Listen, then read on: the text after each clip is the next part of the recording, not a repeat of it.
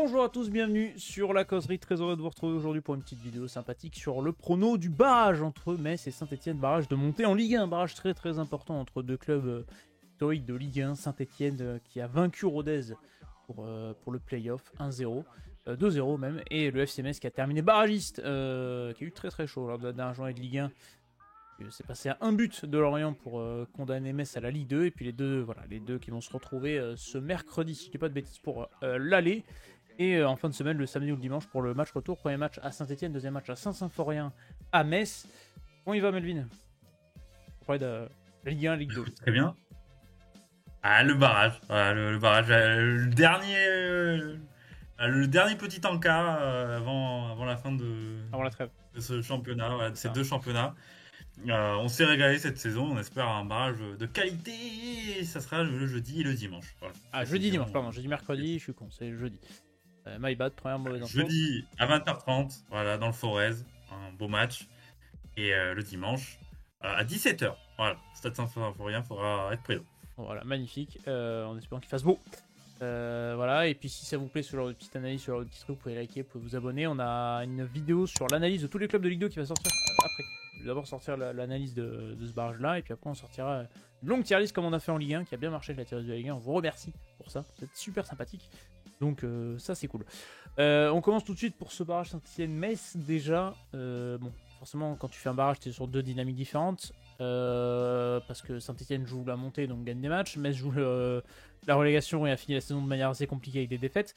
Au premier abord, qu'est-ce que tu attends de ce barrage? Et on verra après pour le prono, mais qu'est-ce que tu attends déjà dans le contenu de ce barrage? Moi je m'attends à une équipe de Saint-Etienne qui fasse le jeu. C'est assez bizarre. Les deux équipes élèvent leur niveau de jeu.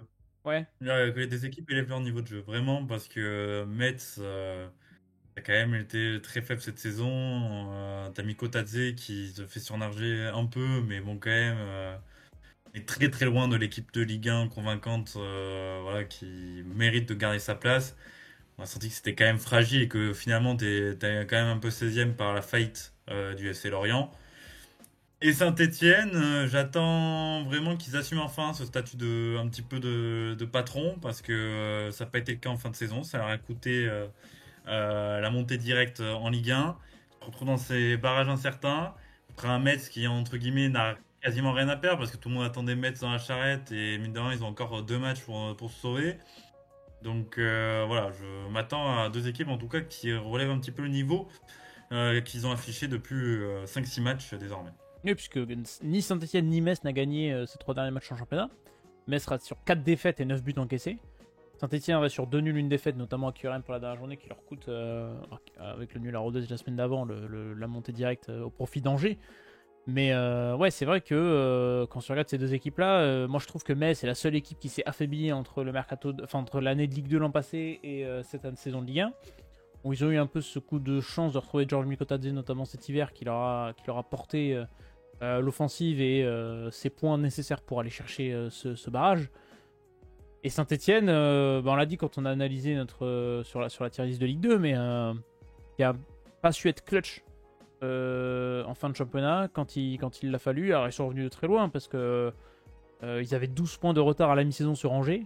Ils ont réussi à combler ce gap, ils ont réussi à même passer devant, même si derrière tu finis troisième. Ça a été une belle deuxième partie de saison et belle partie de Olivier Deloglio. Je pensais pas qu'il allait autant jouer sur cette série stéphanoise, sur cet état de forme stéphanois, mais finalement tu as des éléments forts aussi des deux côtés, hein. On a parlé de Georges Mikotadze à Metz, mais que dire de Irvine Cardona à Saint-Etienne, qui est sûrement la meilleure recrue Ligue 1 Ligue 2 confondue de cet hiver. À Saint-Etienne, tu as eu des cadres qui ont été très bons, notamment Gauthier Larsonneur, qui est peut-être le meilleur gardien de Ligue 2 de loin et de très loin, même, qui a été décisif toute cette saison. Mais attention à Saint-Etienne. Je sais pas, moi j'ai trouvé que contre Rodez, dans le jeu c'était ultra cohérent, en tout cas le barrage, je parle le playoff.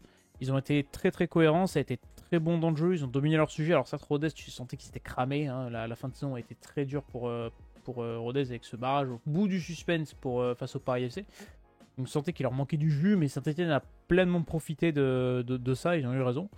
Dans une ambiance qui était magnifique à Geoffroy Guichard, mais en fait, tu as eu ce manque d'efficacité criant, quoi. 17 tirs en première mi-temps. L'organisme de statistiques Opta expliquait qu'ils n'avaient jamais vu ça à Saint-Etienne depuis qu'ils analysaient les données statistiques dans le football. Donc c'était la période, la première période prolifique de Saint-Etienne en termes de tirs tentés, mais tu rentres à la mi-temps, t'as 0-0. Et ça, ce problème d'efficacité, il va falloir le réduire contre Metz. Il va falloir le régler pour le match contre le FC Metz parce que ça peut te coûter cher. Hein. Parce que Metz, j'ai regardé rapidement là, je vais vous afficher les tableaux juste là.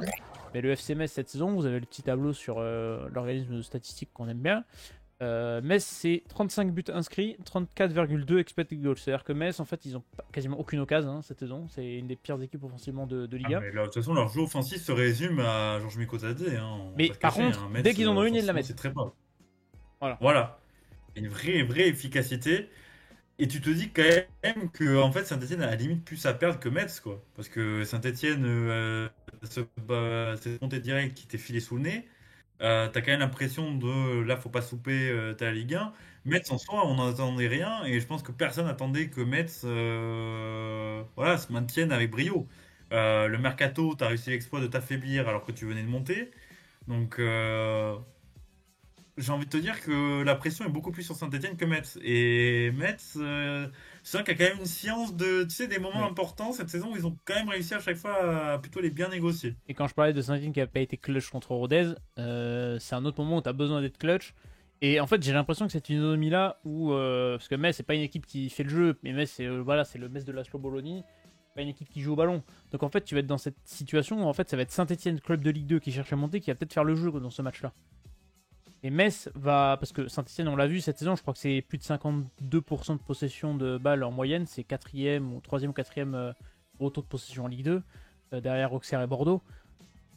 En fait, c'est une équipe qui doit faire le jeu et Metz, ça leur convient parfaitement. Donc en fait, on va arriver dans un cadre de match où Saint-Etienne aime avoir le ballon, Metz, ça n'a pas de souci à leur laisser. Et Metz sait jouer sans le ballon, parce que c'est ça qu'ils font toute la saison en Ligue 1.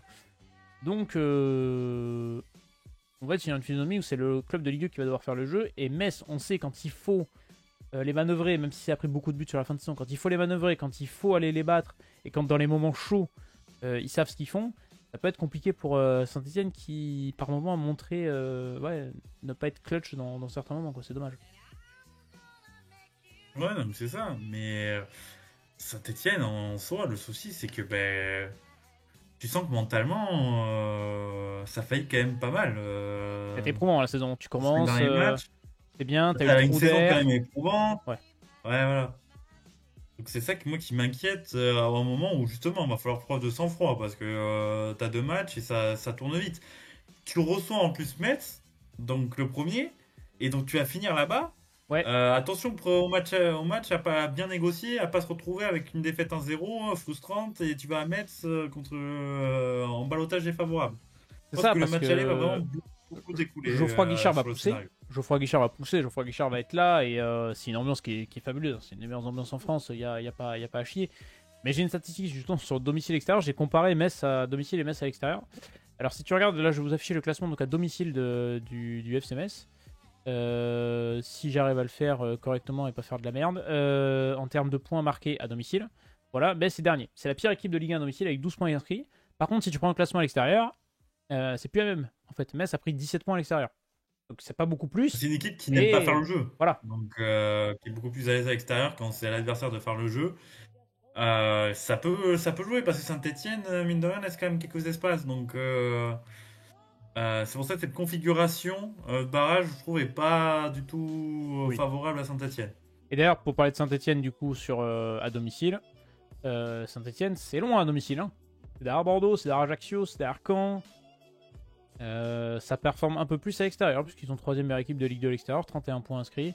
Alors tu me diras, non, en fait, ils ont pris plus de points à domicile qu'à l'extérieur. Donc quand je vois la statistique, donc en fait, finalement, bon, voilà. Ouais, c'est plutôt équilibré. Mais il y a un... Ouais, c'est plutôt équilibré. Mais il y a un facteur qu'il faut prendre aussi, c'est la fraîcheur. T'as 4 matchs de plus en Ligue 2 cette saison, parce qu'ils sont 20 clubs, qu'en Ligue 1 où ils sont 18. Donc t'as 34 journées contre 38. T'as eu un match de barrage de play-off de plus contre Rodez. Ça fait 5 matchs. Et après en Coupe de France, j'ai pas regardé si Metz avait joué autant de matchs que Saint-Etienne ou pas. Donc Saint-Etienne est rentré un peu plus tôt dans la compétition. Donc, potentiellement, en fait, t'as ce gap de 5-6 matchs de plus pour Saint-Etienne cette saison avec un effectif qui est pas forcément plus large. Quoique, j'ai envie de dire presque si en fait. Surtout que Metz a pu le temps d'un petit peu s'oxygéner et préparer cette double confrontation.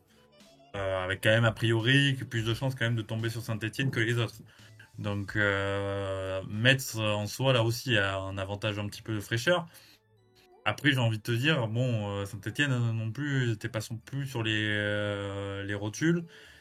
T'as une semaine, oui, t'as une semaine à 2 matchs qu'il va falloir gérer. Et surtout, moi, mentalement, je suis Oui. un peu inquiet au niveau oxygène parce que t'as vécu quand même une saison très, très, très énergivore. T'as eu un moment vraiment de creux, t'as eu le départ de Batles, ça arrive d'Aloguio, t'as eu la remontée, t'as cette fin de saison qui est très frustrante, t'as réussi à te relever contre Rodez, et là Et c'est t'arrives ça, je un me dis peu dans une mentalement, étape différente. je les attendais cramés mentalement contre Rodez. Finalement, ils ont pris le match par le bon bout, ils ont fait le jeu, quoi. Leur match en soi, quand tu regardes juste le contenu, il est Ah très oui, très oui, bon. non, la victoire est nette sans bavure, hein, mais voilà. En termes de jeu, j'ai plus d'acquis sur Saint-Etienne que Metz. En termes d'expérience et d'énergie Ouais. mentale, je donnerais plus l'avantage à Metz. Surtout qu'on est dans un cadre, dans les deux cas, où Saint-Etienne va potentiellement changer de propriétaire, parce que les négociations sont ouvertes là, entre le groupe canadien et les propriétaires actuels. Alors ne jamais dire Yann Gassi. voilà. Mais en tout cas, tu te dis, ouais, il faut monter quoi.